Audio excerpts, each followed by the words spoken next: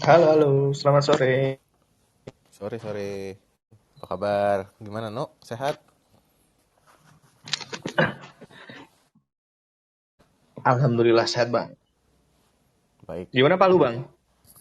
Ya palu ya gini-gini aja. Katanya sih, jadi banyak kemarin teman-teman yang, gua kan lagi di Palu nih kan.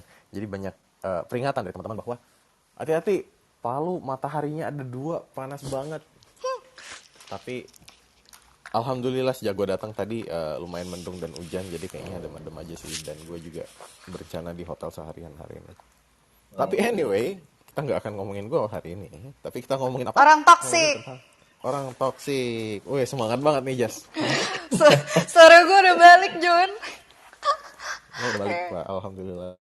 Iya, lo masih denger Alhamdulillah. Kamis kemarin gue ngebawain Clubhouse, suaranya udah kayak turun berapa oktav gitu. Udah kayak cowok gitu ya. Oke, selamat sore teman-teman. Sore, sore. Oke, lanjut, lanjut, Ngomong-ngomong, lanjut, lanjut. Oke, oke. lo kenapa sih ini? Lo lagi high, lagi tipsi obat apa gimana? Iya, kayak atau terlalu fokus nih gara-gara gue habis bakar essential oil. Mantap, mantap. Oke lah.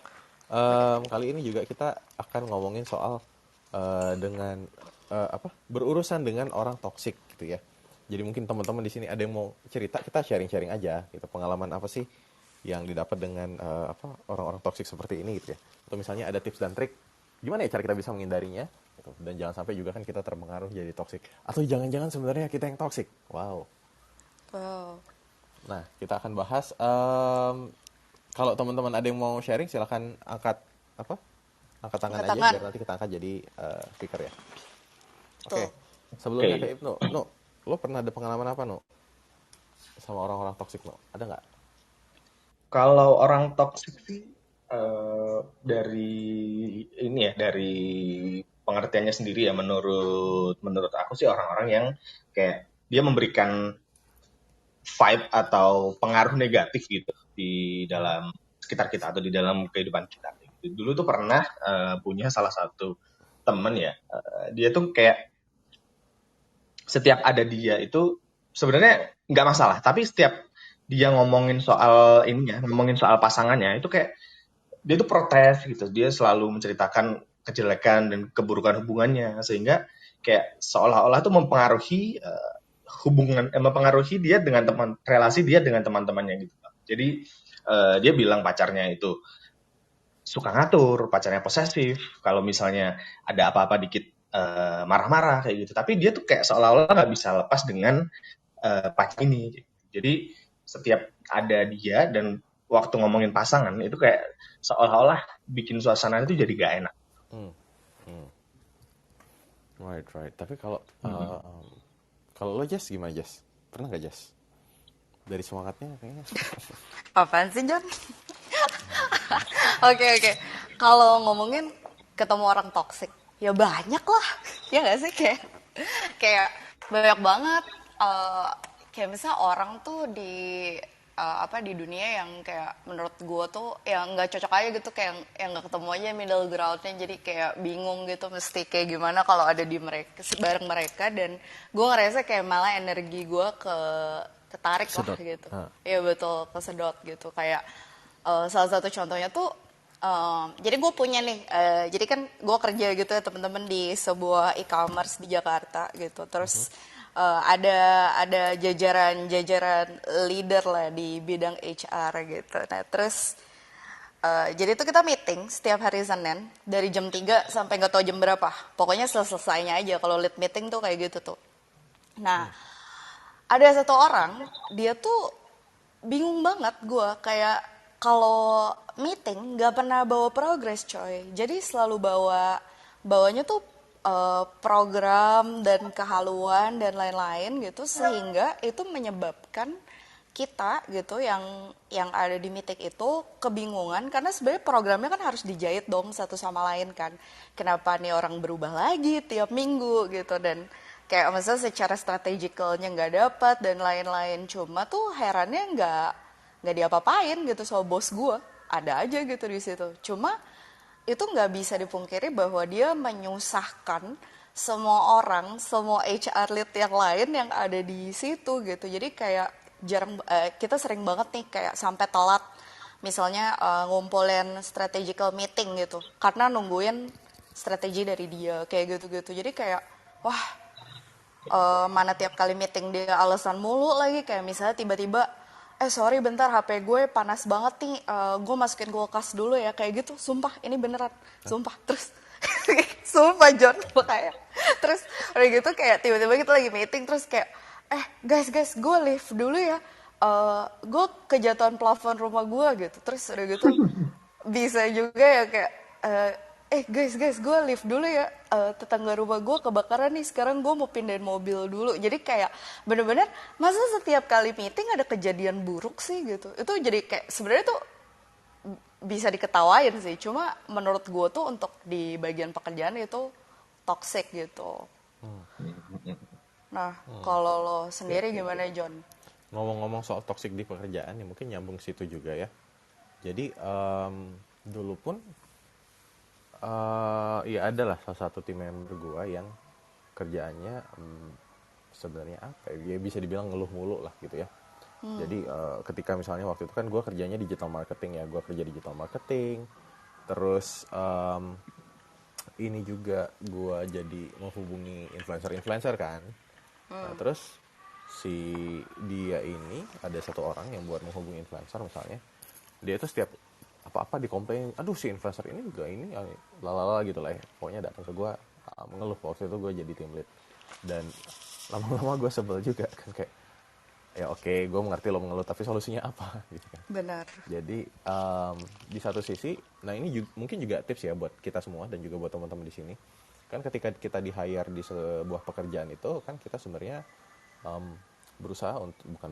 kita di hire untuk memberikan solusi gitu ya, untuk menyelesaikan problem gitu. Gue ada masalah di sales gitu ya, sales gue nggak naik, oke maka gue hire orang sales untuk meningkatkan masalah gue gitu. Tiba-tiba misalnya bayangin misalnya kantornya udah hire orang sales buat meningkatkan sales, terus setiap hari orang salesnya datang kayak, duh sales gue nggak naik-naik nih, aduh salesnya gini nih ya kan. Kan kayak it should be your job gitu. Nah ini juga jadi kita juga refleksi ya, jangan sampai misalnya kita mengeluh tanpa adanya solusi, dan itu kan sebenarnya it should be kita tuh harusnya jadi solusi, dan malah kita jadi tidak mempraktekkan solusinya di situ gitu loh. Gitu. Nah ini yang berhubungan dengan pekerjaan, dan gue juga belajar banyak dari situ sih. Gue juga dulu mungkin kayak aduh masa-masa awal gitu ya, awal bekerja, aduh ini susah gitu kan, tapi kok jadinya kayak gue ngeluh terus gitu. Jadinya ya udahlah, gue coba ketika gue laporan ke atasan pun misalnya Pak, saya ada kemarin menemukan masalah seperti ini, tapi saya coba udah siapin ini ada beberapa alternatif solusi, jadi kita bisa lakukan A konsekuensinya begini, atau B konsekuensinya begini, atau C konsekuensinya begitu gitu.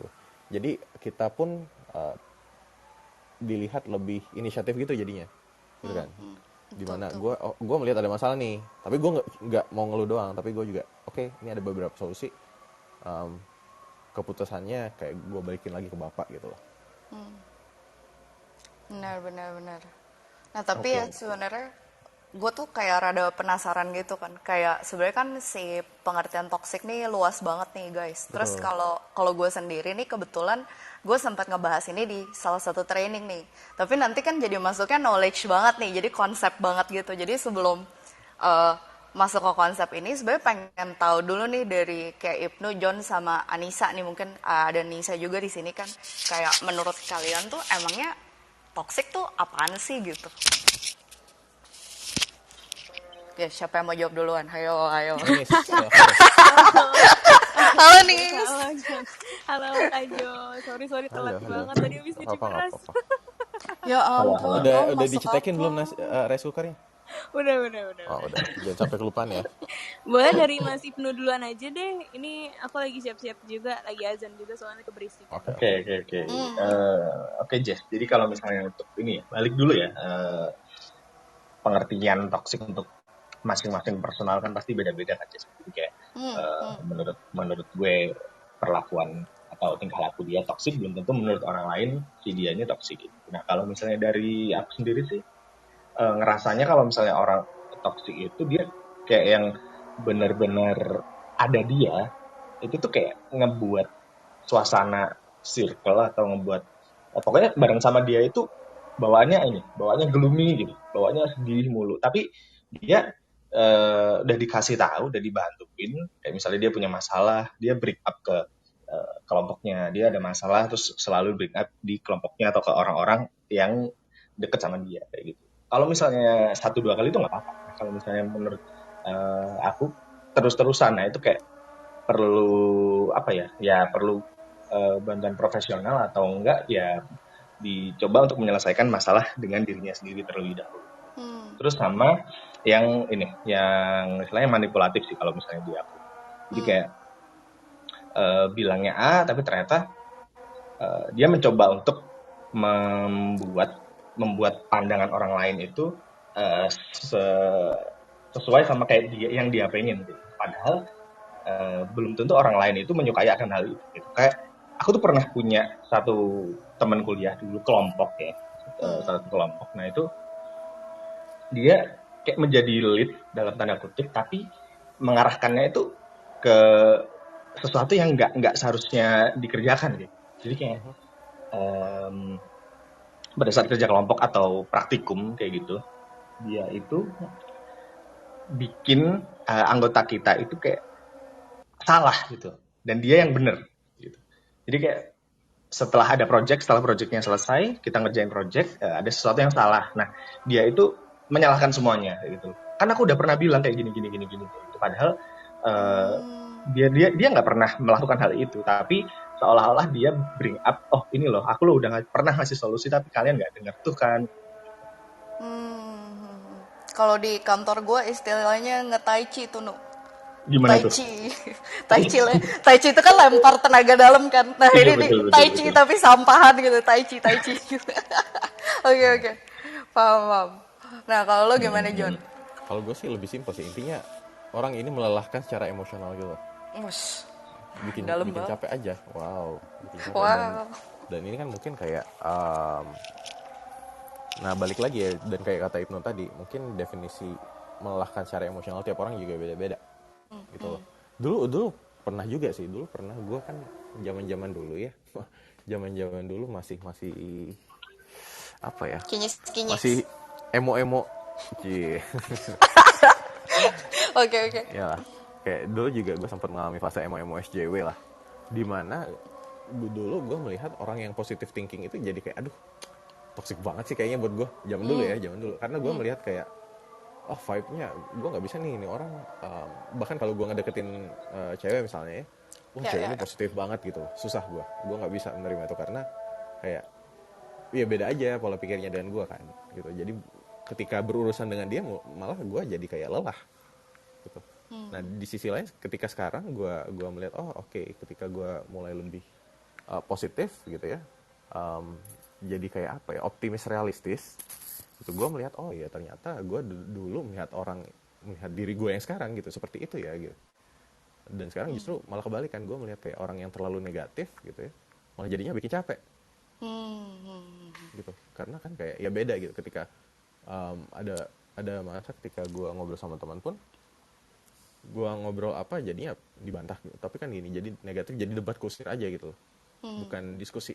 Nah menurut gue ini juga jadinya bikin lelah ya, dan ya gitu deh.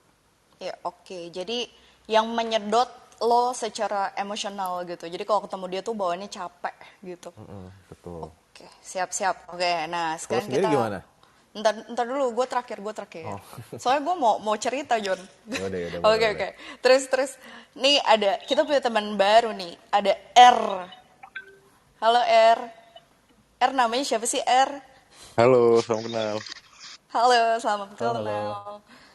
Nama saya perkenalan dulu ya. Nama Iya saya boleh. panggilannya. Siapa? Bara. Bara. Bara. Oh, Bara. Oh, Oh, Bara.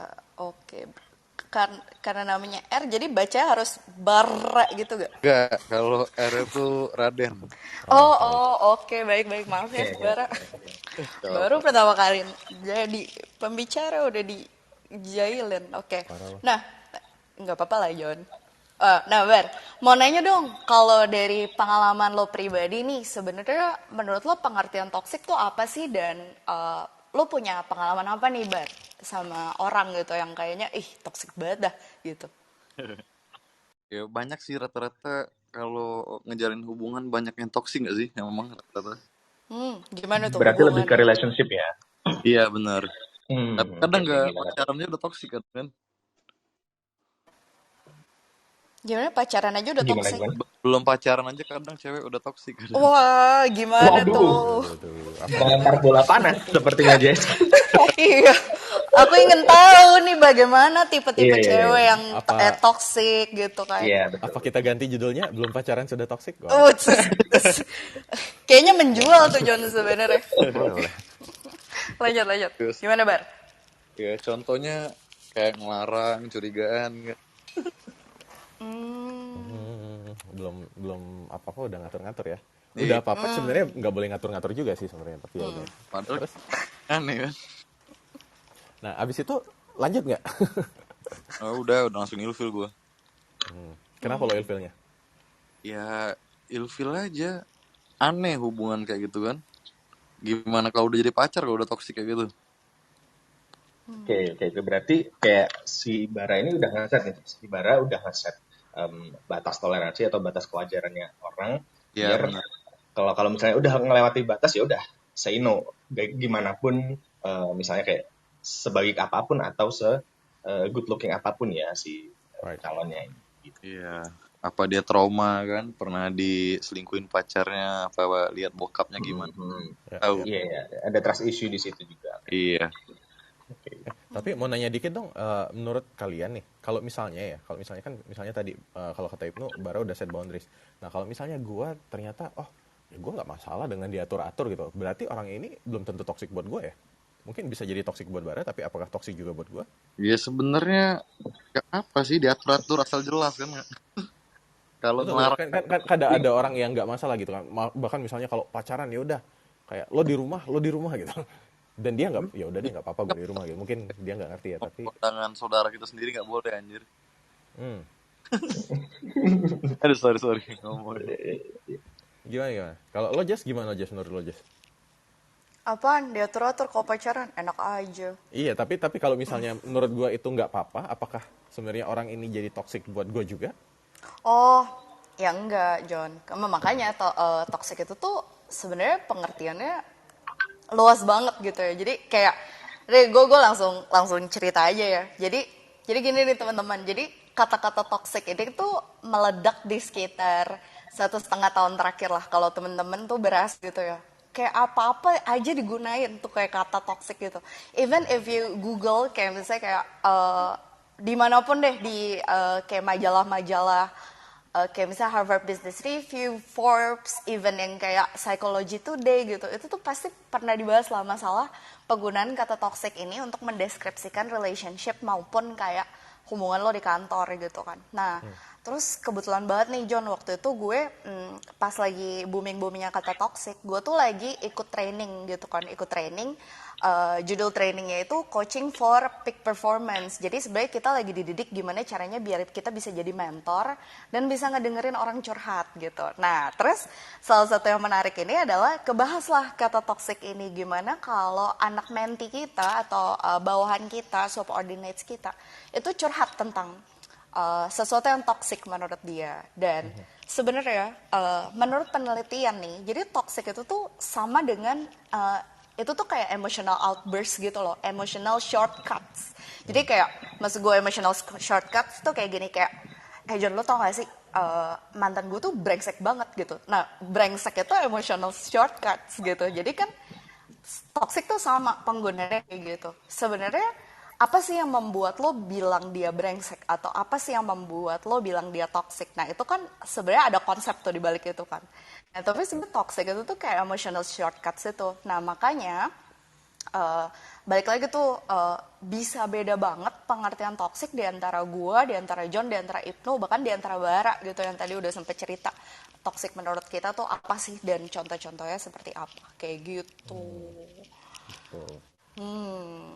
Nah, lanjut lagi nih kan. Nisa udah siap-siap, Nah udah iya. kelar belum masak nasinya? Udah. Udah. Udah, oke.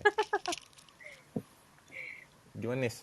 Menurut kamu toxic itu gimana Nis? Dan pernah berurusan dengan orang toxic gak sebelumnya? Aduh, pasti pernah dong. Jadi tuh kalau banyak yang bilang ya katanya tuh kita tuh sama-sama toksik untuk orang lain gitu. Jadi gue nggak tahu juga ya gue toksik juga buat orang apa enggak gitu. Tapi gue pernah sih. Jadi gue punya temen, dia ini kayak punya problem sama attachment kayaknya deh ya. Jadi gue kenal temen gue ini dari satu courses Inggris gitu kan. Terus kita udah kenal lama, udah ya ada kali ya 10 tahunan gitu kan. Mungkin kayak ya mungkin dia kebiasaan sama gue gitu kan. Terus kayak dia tuh kemana-mana pengennya sama gue terus gitu kan, karena dia orangnya tuh introvert juga dan mungkin temennya dikit ya gitu kan. Jadi yang paling deket tuh gue, temen cewek yang paling deket gitu. Terus dia tuh apa pengennya kalau pergi kayak ke mall, kalau hangout, sekedar ngopi gitu, temenin yuk gitu. Pernah di suatu waktu itu gue seminggu selalu bareng sama dia.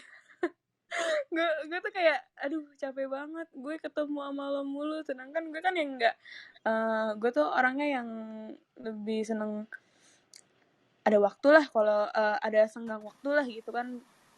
Bukan senggang, renggang waktu. Kalau ketemu sama orang gue jadi kayak kalau ketemu mulu tuh bosen gitu kan.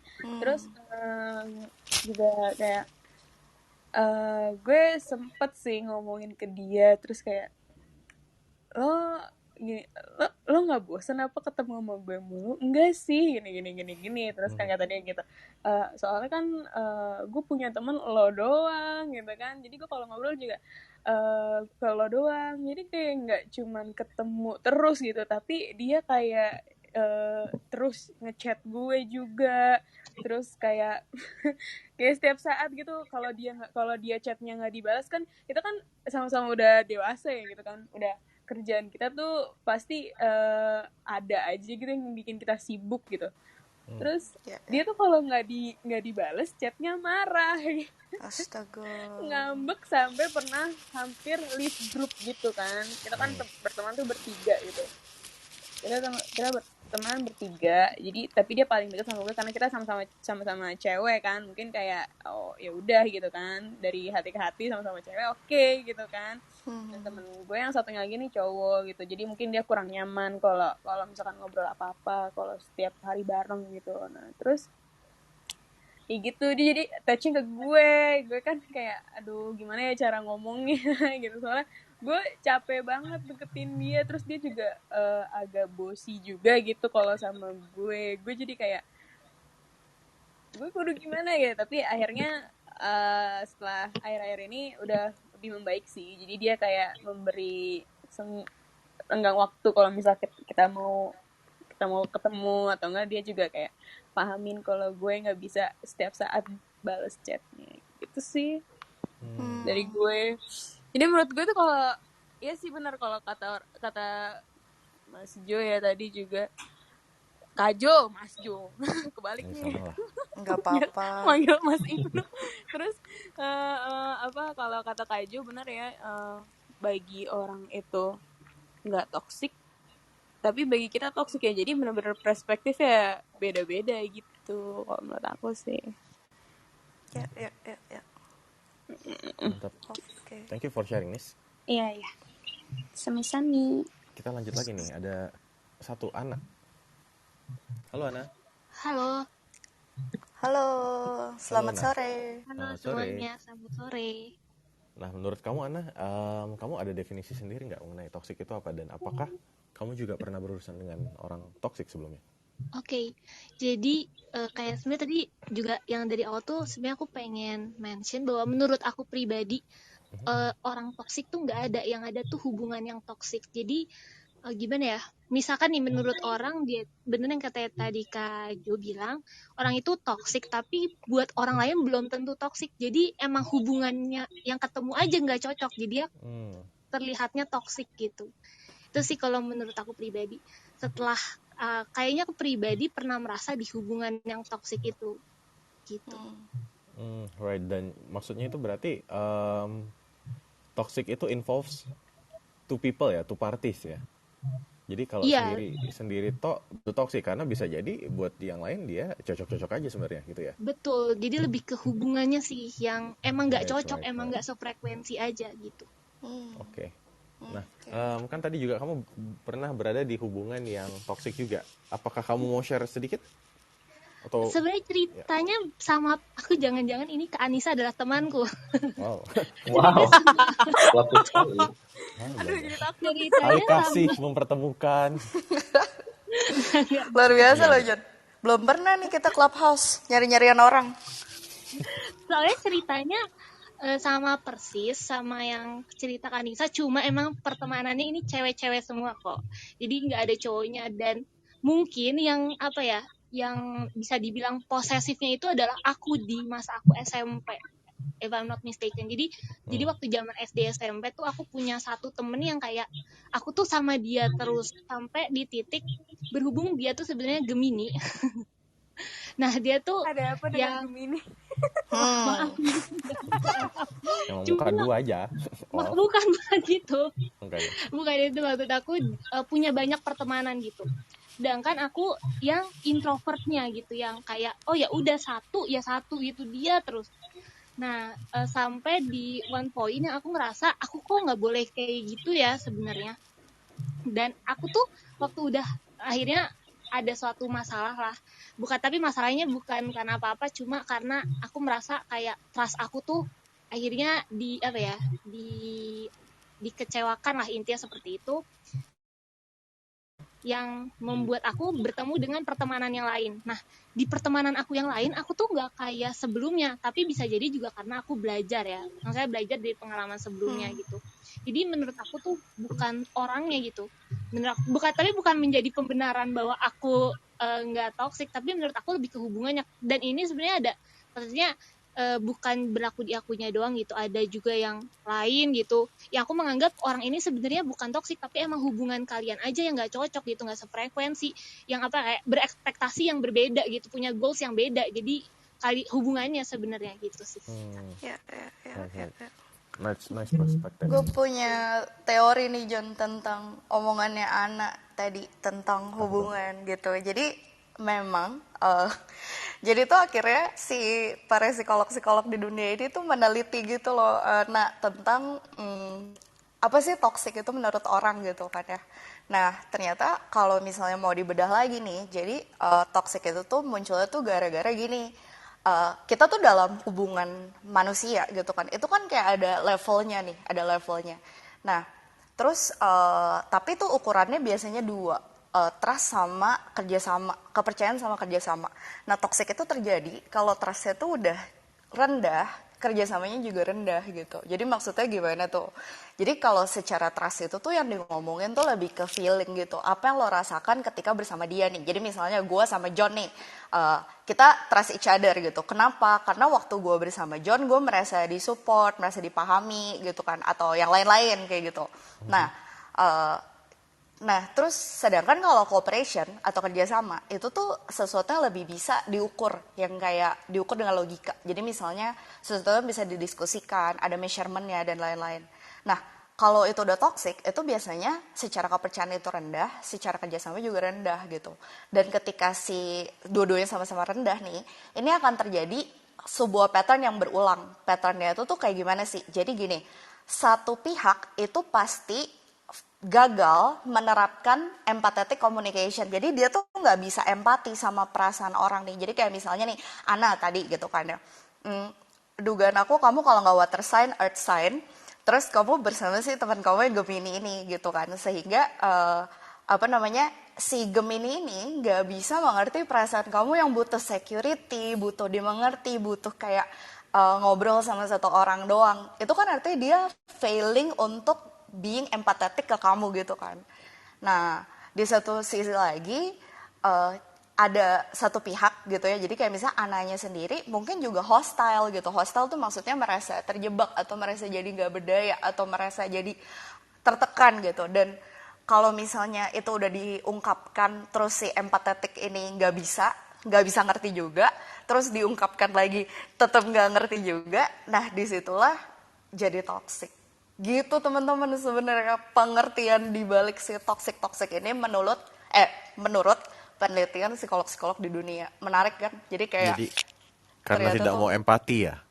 bener John gak mau empati, dan pihak yang satu lagi merasa dia tuh udahlah gue emang gak berdaya lah, gak bisa lah gue ngurusin hubungan ini kayak gitu.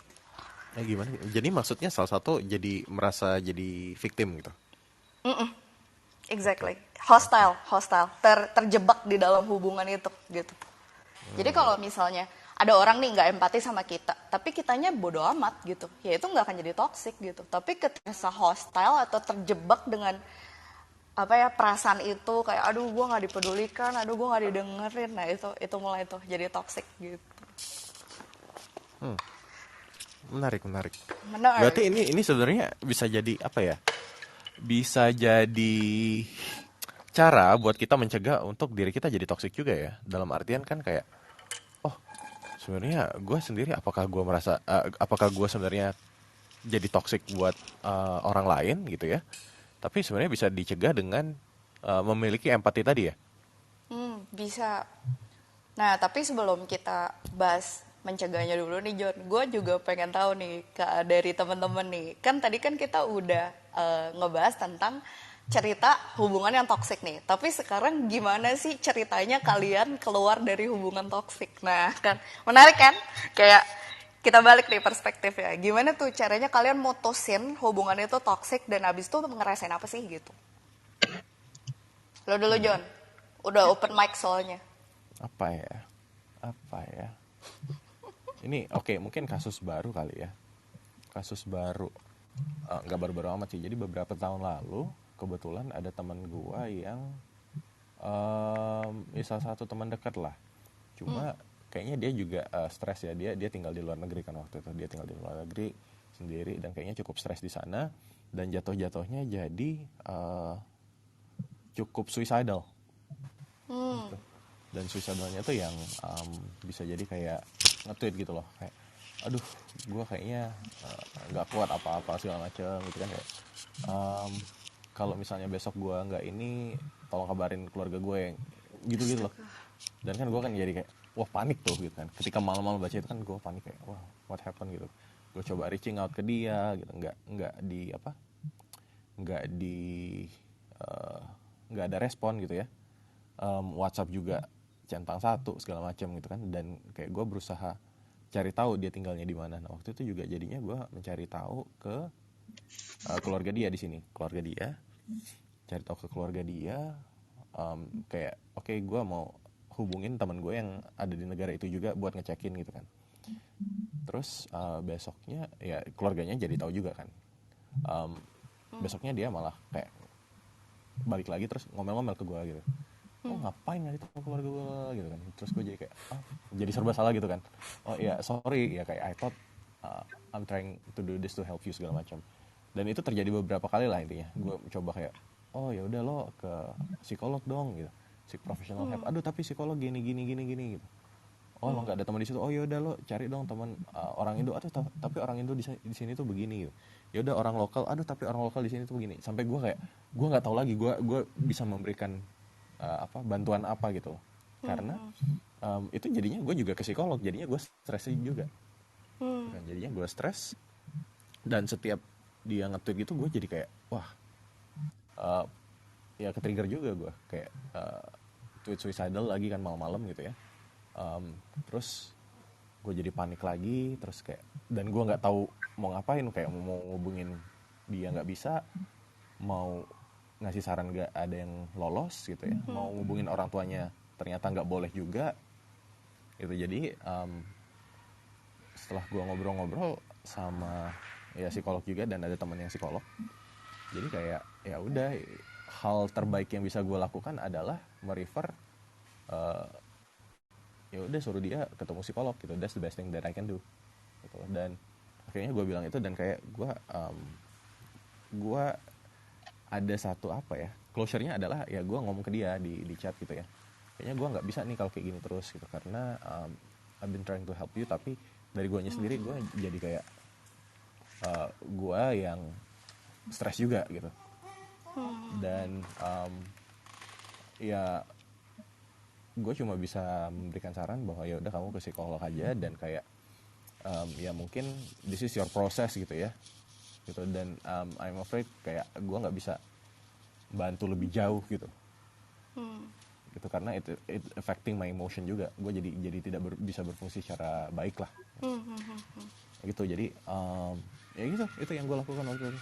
Dan setelah itu gue jadi jauh lebih jauh lebih membaik moodnya gitu. Dan dia sampai sekarang ya masih kayaknya hidupnya juga cukup membaik. Mungkin dia juga udah berproses lah dengan hidupnya gitu. Jadi know your limit gitu ya John artinya. Oke, thank you. Nah, lanjut ke Anissa nih, udah buka mic nih. Gimana nih? Aku juga mau cerita dong. Boleh Jadi banget tuh, dong. punya teman dekat juga. Jadi tuh dia pernah di suatu hubungan yang sama orang yang suicidal gitu juga sih.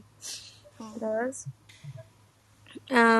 kan kita sebagai teman ya, kita kan membantu gitu. Dia juga suka cerita gitu kalau misalkan cowoknya ini kalau udah mulai kambuh gitu loh.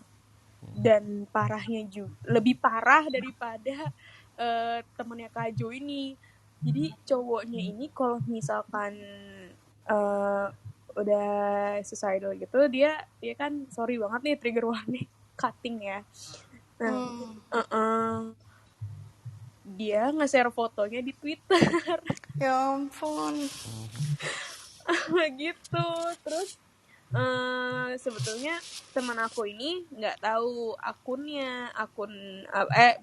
kebalik, maksudnya si cowoknya ini nggak tahu kalau teman aku tahu Twitternya dia gitu kan. Jadi teman aku tuh mantau cowoknya lewat akun Twitter itu gitu. Dia cutting gak nih gitu kan gitu. Terus akhirnya dia sempat nggak bisa cerita ke aku sama temen aku.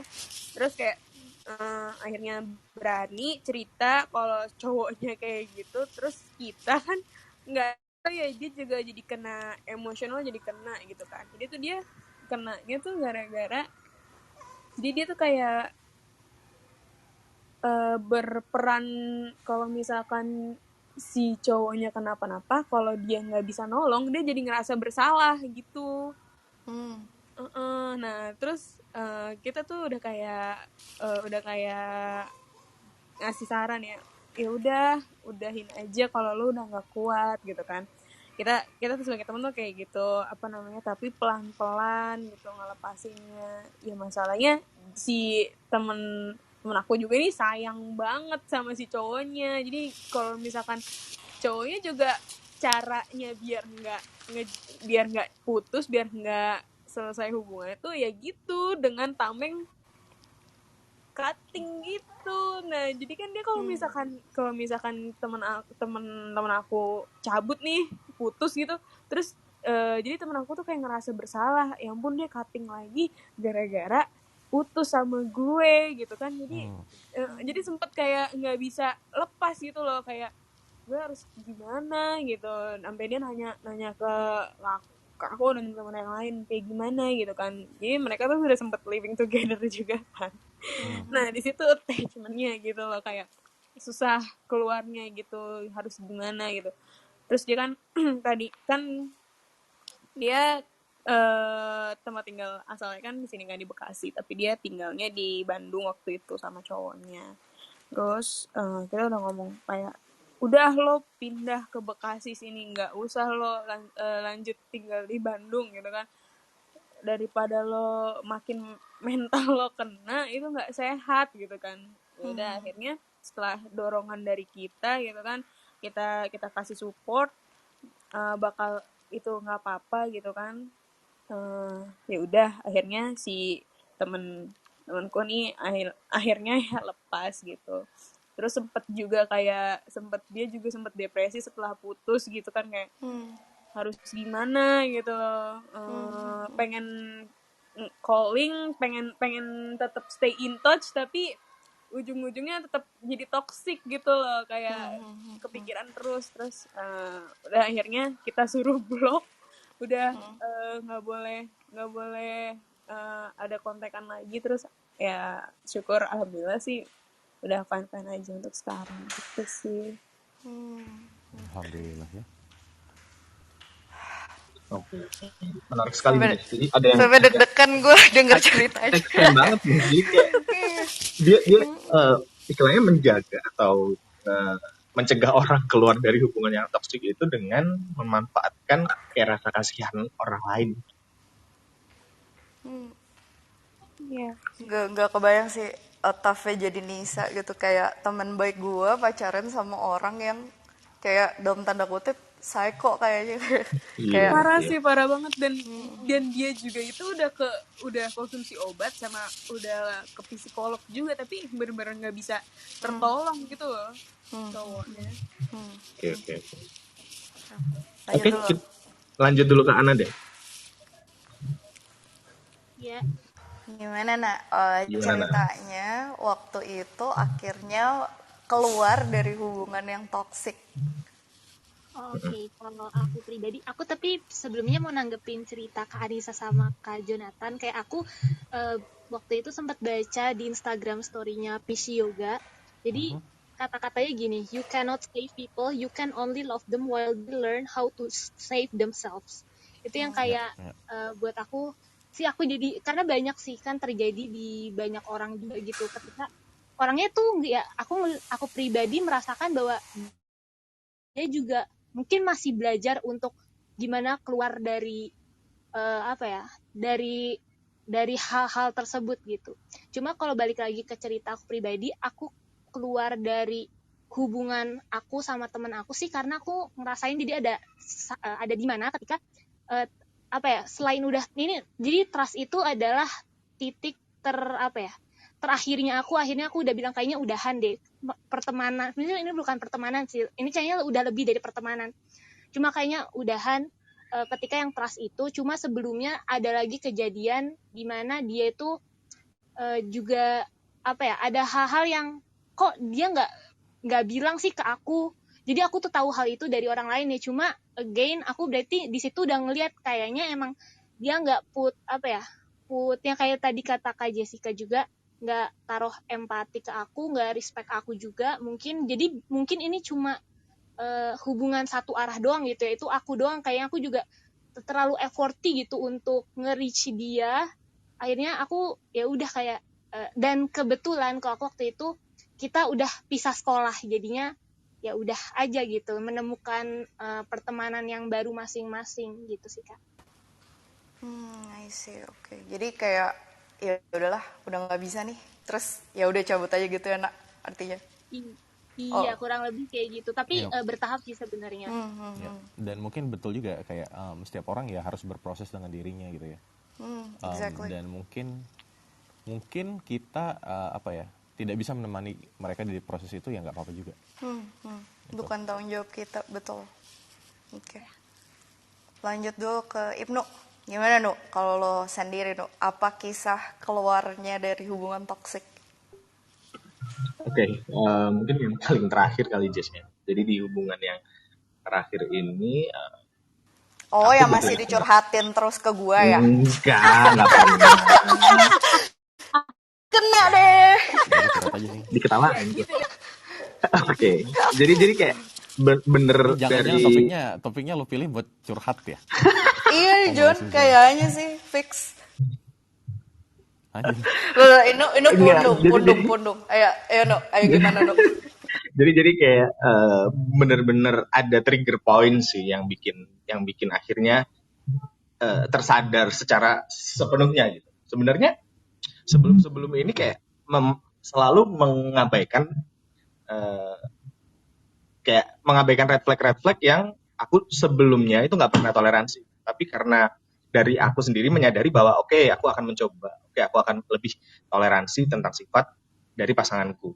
Karena ya gimana pun namanya sebuah hubungan itu kan pasti kita harus menerima kekurangan dan kelebihan pasangan kita, kayak gitu pun dengan sebaliknya. Cuman di kasus yang ini karena emang udah bener-bener keterlaluan, jadi kayak jadinya aku yang toksik, jadinya aku yang merasa aku harus mendapatkan sesuai ekspektasiku kayak gitu loh, karena aku udah melakukan dan udah effort sebanyak ini, kok ternyata kamu malah in the end selingkuh dan juga dengan yang lain, padahal udah dibilang dari dulu bahwa this guy is gonna ruin our relationship, udah dibilang kayak gitu, tapi ternyata in the end ya masih tetap di jalan, ya gimana ya, kayak akhirnya dia sadar bahwa nggak semuanya bisa kita kontrol gitu. Meskipun kita udah memberikan input sebagus atau sebaik apapun, tapi outputnya itu nggak pernah akan bisa kita kontrol.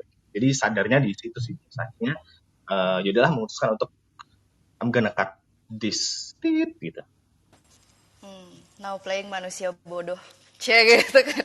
Mencoba bertahan. Wow. Mainkan John. Ya nggak apa-apa. Ibnu enak banget di roasting nih kalau topik-topik relationship nih. Waduh. Oke. Jangan dong. Kasihan dia udah cukup menderita. Kalau nggak digituin nggak sadar-sadar nih. Oke.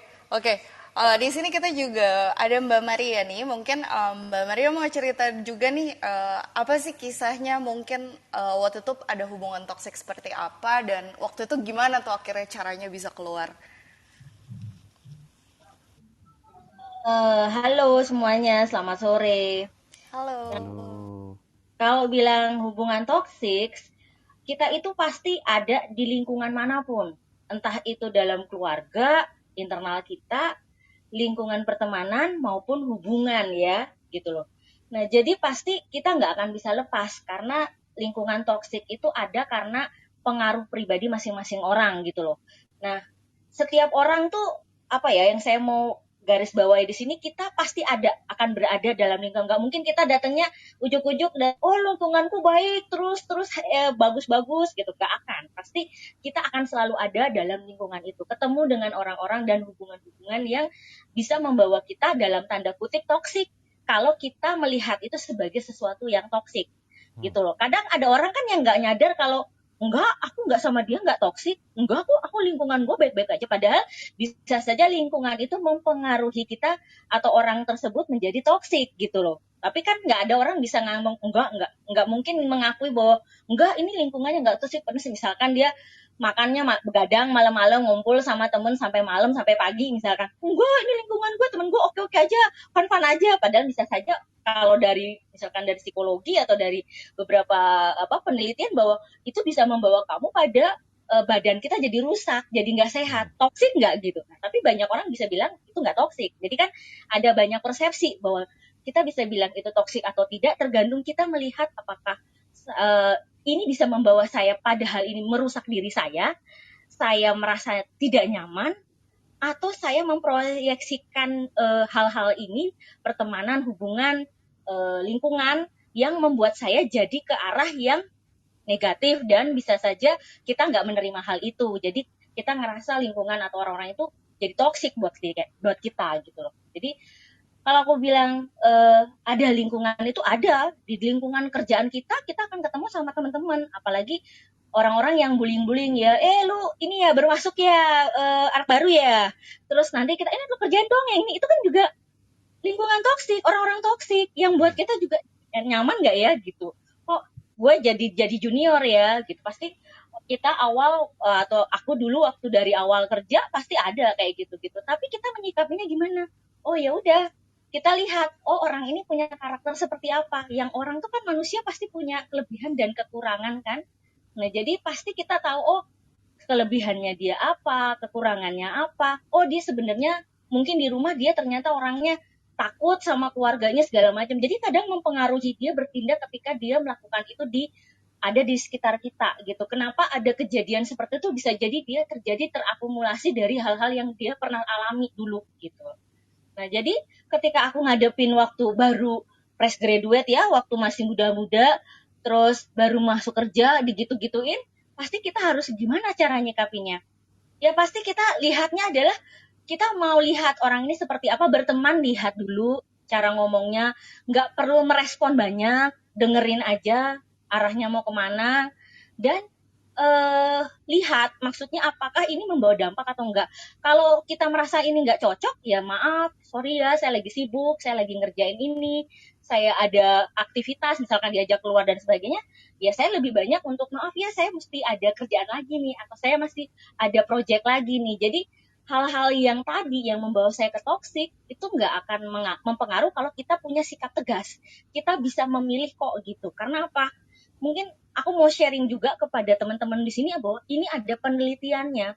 Ada penelitiannya bahwa di Amerika peneliti biologi namanya Profesor Dr. Olah bilang kalau kita itu energi kita tuh dalam tubuh kita atau kelompok itu akan punya energi atau emosi tertentu. Nah, jadi dia teliti kalau misalkan kita manusia itu bisa punya emosi atau energi yang satu sama lain bisa menarik, berikan hal yang nyaman, bisa menyembuhkan, bisa juga memenuhi kebutuhan emosi, tapi bisa juga merusak diri kita sendiri.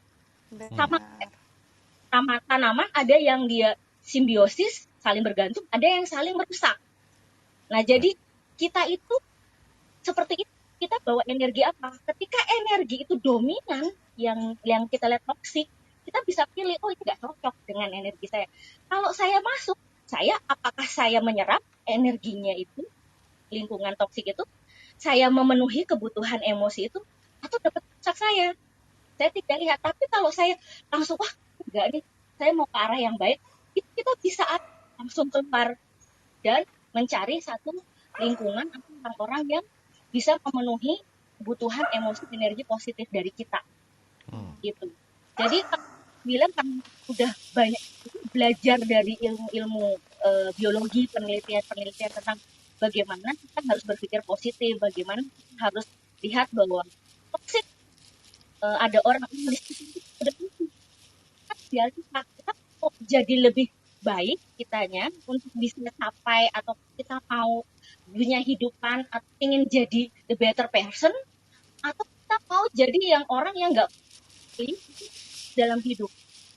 Nah, jadi itu yang aku bilang, dari masa muda kita nikmatin itu nggak masalah buat jadi pelajaran. Tapi ke depan kita mau lihat, masa hidup kita gini-gini terus, apa kita mau nyerap energi hal-hal yang negatif ke kita, toksik ke kita. Nah, itulah penelitian mengatakan bahwa ya, itu bisa merusak diri kita atau enggak tergantung dari value-nya, atau kita mau lihat bahwa itu berguna buat hidup kita atau enggak. Jadi ketemu sama teman-teman yang aku toksik ya enggak terlalu banyak bergaul dengan itu, banyak yang bekerja pelayanan. Kalau dulu kegiatan sosial ke panti asuhan, kegiatan ke panti jompo, itu yang aku lakukan karena itu bisa memberi kita satu damai, satu hal-hal baik, dan kita bisa bergaul dengan orang-orang sambil berbagi kebaikan. Itu gambarannya. Thank you. Okay. Thank you Mbak Maria, bagus banget nih sharingnya. Jadi kayak know your boundaries gitu. Terus udah gitu perbanyak energi positif buat kita kasih makan ke diri kita sendiri gitu ya. Dan juga tadi ya mungkin kita perlu review lagi. Ini potensi di hubungan jangka panjangnya, apakah ini sebenarnya membangun atau justru merusak gitu ya. Jadi itu juga bisa jadi klasifikasi baru tuh dalam tadi apakah ini toksik atau tidak. Yang salah satu yang aku highlight tadi sih kayak betul bahwa mood dari kelompok atau dari circle itu benar-benar bisa mempengaruhi satu sama lain ya Mbak Maria. Jadi kayak ketika ada salah satu orang yang mungkin membawa vibe atau membawa hawa negatif, itu biasanya berpotensi juga untuk memberikan mood tersebut ke dalam kelompoknya apabila khususnya kalau dia lebih dominan juga dibanding yang seperti itu. Betul. Jadi dominan itu bisa menarik kita tinggal kuat di kita apa enggak pengaruh itu. Energi yang menarik itu lebih kita cenderung ke sana atau kita lebih punya value sendiri yang lebih kuat gitu. Menarik. Menarik sekali guys. Oke, aku semangat nih supaya aku membawa energi dominan yang positif. Oke. Gimana, Nu? Oke, jadi paling Lanjut. kalau misalnya dari aku sendiri sih Kak, tadi kan udah beberapa pertanyaan dan juga ada beberapa cerita yang sudah dibagikan. Jadi kayak aku pengen ini aja sih, kayak nge-rewind lagi dari teman-teman atau speaker yang udah nanya, kira-kira ada tips dan trik nggak sih dari teman-teman untuk kira-kira bisa menghindari atau ngebantu apabila ada teman atau dari circle kita yang kita rasa udah toxic nih. Mungkin dari Jessica dulu deh. Hmm. Oke, nah kalau dari gue nih, jadinya tuh karena waktu itu kan tadi gue cerita ya di awal kalau gue sempat ngebahas ini nih di sebuah training gitu. Jadi balik lagi nih, mesti dilihat teman-teman, mesti diinget-inget terus bahwa kata-kata toxic itu kan emotional shortcuts kan. Nah yang namanya emosi itu tuh kita nggak bisa apa-apain selain kita acknowledge gitu kan. Ya kayak ya udah oke, gue ngerasa toxic nih. Tapi setelah di-acknowledge gitu, jangan biarkan emosi itu membawa kita berlarut-larut gitu. Yang tadi kalau Mbak Maria juga udah bilang kan, stop gitu kayak maksudnya mendingan lo isi energi lo pakai energi-energi yang positif. Nah, kalau gue tuh waktu itu gue kayak dapet satu konsep di mana yang namanya emosi itu juga harus di logikakan gitu. Jadi kayak maksudnya kita tahu nih, oh ya kita emosinya kita kayak gini nih. Tapi di satu sisi dan lu mau ngapain gitu. Nah, mau ngapainnya itu yang dilogikakan gitu. Jadi kayak kita sadar bahwa toxic itu adalah emosi dan setelah itu ya udah kita mau melogikakan ini nih. Nah, jadinya kita akan fokus ke situasi challenging apa sih sebenarnya yang lagi kita rasakan gitu. Misalnya oh aku tertekan nih sama orang tua aku karena mereka suka maksain kehendak gitu. Kenapa mereka suka maksain kehendak gitu? Jadi kayak kita mencoba merunut kembali nih keadaan-keadaan yang challenging buat kita. Nah dari situ kita jadi bisa bedain sebenarnya root cause problemnya apa dan lain-lain. Jadi kayak kita bisa bedah gitu, dan pada akhirnya kita tahu nih mana sih hal yang bisa kita kontrol untuk kita ubah menjadi lebih baik gitu. Kalau misalnya tadi tuh misalnya kalau di ceritanya John, ya udah temen gue tuh nggak bisa, gue udah nggak bisa, gue udah kasih tahu, gue udah kasih semua cara ke dia gitu, dia tetap nggak mau denger gitu. Tapi yang bisa gue kontrol diri gue sendiri. Ya udah, jadi John pergi ke psikolog, kemudian ya udah berhenti menolong orang itu karena itu bukan tanggung jawab John lagi. Nah itu exactly gitu. Jadi kayak balik lagi pada akhirnya setelah kita pikir dan kita analisa situasinya, kontrol apa yang menjadi bagian kita, emosi kita, tindakan kita, perbuatan kita, kayak gitu. So I think kalau ditanya tipsnya apa nih ya Nu, itu akan balik lagi ke situasinya masing-masing. Cuma I think menglogikakan perasaan toksik untuk menganalisa sebenarnya root cause problemnya apa dan kalian jadi tahu abis itu next actionnya apa, itu adalah hal yang penting buat dilakukan kayak gitu. Oke. Jadi kayak kita harus aware dulu tentang situasinya, terus istilahnya kita nge-assess dan juga benar-benar menglogikakan atau mencoba untuk di breakdown dulu nih masalahnya apa, kita merasakan yang seperti apa, baru kita mencoba untuk menyelesaikan dari root cause-nya. Dan kalau misalnya nih teman-teman kalian gak ada di dalam situasi emosional yang bisa membreakdown itu secara pribadi, boleh loh kalian curhat ke orang-orang yang tepat atau ya udah seek for professional help gitu. Oke. Gitu. Tapi acknowledge dulu ini toxic gitu. Ini toxic, aku merasa ada yang salah gitu. Oke. Siap. Kalau dari Bang John gimana nih? Tips untuk bisa menghindar atau mengetahui dan juga membantu menyelesaikan gitu. Gimana ya, kalau gua melihat orang toksik ya mungkin di satu sisi gua mencoba tidak mengatur orang ya, maksudnya kayak gua nggak mau kayak oh lo harusnya gini, lo harusnya nggak boleh gitu, lo harusnya gini gitu. Tapi ketika mereka butuh, gua akan tanya dulu apakah lo butuh saran dari gua atau butuh apa gitu ya. Dan kalau misalnya tadi kan butuh saran, oke, gue coba bantuin gini gitu ke psikolog atau cari teman atau apa gitu. Dan ketika ya gue merasa sudah memberikan semua yang bisa gue bantu, dan gue juga melihat bahwa kayak apa ya, ibaratnya gini loh, susah menolong orang yang nggak mau ditolong gitu. Dan jadinya malah lo yang jadi lo yang jadi repot in the process gitu loh. Bisa jadi lo ikutan jadi negatif atau lo jadi stres sendiri atau apa. Dan kalau gua balik lagi, kita memegang kendali atas hidup kita gitu ya. Jadi kita membantu atau tidak itu kan juga kita. Nah kalau misalnya berada di situ malah bikin hidup kita jadi lebih negatif, gue sih akan lebih milih menarik diri. Ya itu, gue akan ngomongin baik-baik, jadi ya kasih closure aja gitu. At least gue sudah menyampaikan apa yang gue rasakan gitu. Apakah dia bisa menerima atau tidak itu kan kembali ke proses dia gitu. I see. Oke. Thank you Bang John. Berarti mulai dari ini dia mengkonfrontasi langsung apabila kalau misalnya kasus atau kondisinya udah kita tanda kutip parah dan kita harus kayak menawarkan bentuknya apa, terus kita benar-benar menyarankan yaudah kita kamu atau mereka harus benar-benar ke profesional yang dimana kita nggak bisa bantu apa-apa kalau misalnya udah di ranah tersebut gitu Bang John ya. Betul. Oke, next mungkin dari Anissa. Sorry, Satu tadi kalimat. apa ya? Lagi keluar Oke. Oke, nanti get back to Anissa. Next mungkin dari Ana, mungkin ada satu kalimat yang bisa disampaikan kali ya. Kalau dari aku sih sebenarnya sama kayak tadi yang udah disampaikan, cuma mungkin sebisa mungkin cari lingkungan yang lebih mendukung aja sih, kayak gitu Kak. Oke. Siap. Berarti dari kolektif lah ya. Semoga bisa membantu dari kolektif atau lingkungannya. Dan mungkin dari Kak Maria, last sentences-nya. Oke, kalau kita mau menghindar atau menjaga nih agar energi kita ataupun kita terhindar ataupun kita menjaga nih lingkungan ataupun bagaimana mengatasi antisipasinya terhadap lingkungan toksik, ya kita lihat berpusat pada diri kita sendiri dulu yang pertama. Apakah kita mau lihat makna hidup kita apa? Kita tahu nggak apa sih yang cenderung kita harus bertahan di situ?